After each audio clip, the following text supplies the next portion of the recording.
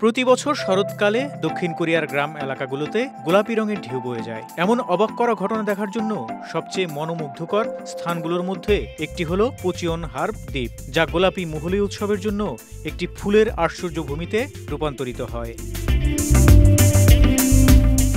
ভিডিওতে ফুটে উঠেছে আকর্ষণীয় এই অনুষ্ঠানের চিত্র। এমন মনোরম স্থানে ভিড় করছে পরিবারগুলো। শিশুদের নিয়ে গোলাপি বালির পাহাড় বেয়ে স্লেজিং পরিবারগুলোর মধ্যে বিশেষভাবে জনপ্রিয়।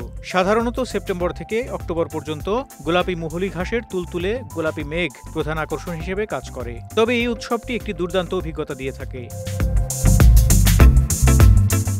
২১ বছর বয়সী শিক্ষার্থী পার্ক ইয়ে ইউন বলেন, আমার বাবা মায়ের সাথে ছুটির সময় আমাদের কিছুটা সময় বাকি ছিল, তাই আমরা বেড়াতে যাওয়ার জন্য একটি জায়গা খুঁজছিলাম এবং ইনস্টাগ্রামে এটি খুঁজে পাই। গোলাপি মহলী এখানে বিখ্যাত, তাই আমরা আসার সিদ্ধান্ত নেই। তিনি আরও বলেন, আমরা ভেবেছিলাম গোলাপি রঙের থিম ছিল, তাই আমার মনে হয়েছে আমি আজ নিখুঁত পোশাক পরেছি।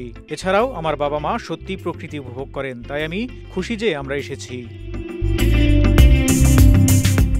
আরেক দর্শনার্থী ইন্দোনেশিয়ার নাথান মুগ্ধ হয়ে বলেন, এটা আকর্ষণীয় এবং সুন্দর। ইন্দোনেশিয়ায় এরকম আর কোনো জায়গা নেই, তাই আমি এখানে আসতে পেরে রোমাঞ্চিত।